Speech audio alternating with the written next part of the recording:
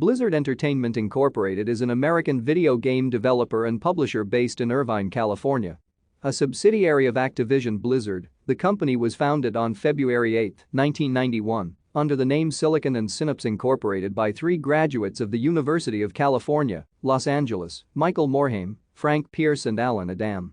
The company originally concentrated on the creation of game ports for other studios' games before beginning development of their own software in 1993 with games like Rock 'n' Roll Racing and The Lost Vikings. In 1993, the company became Chaos Studios Incorporated and eventually Blizzard Entertainment after being acquired by distributor Davidson Associates. Shortly thereafter, Blizzard released Warcraft, Orcs and Humans.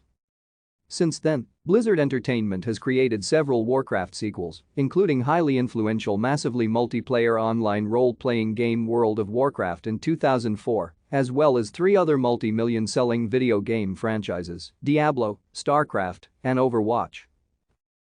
Thank you for watching. Like and subscribe if you would like to view more of our videos.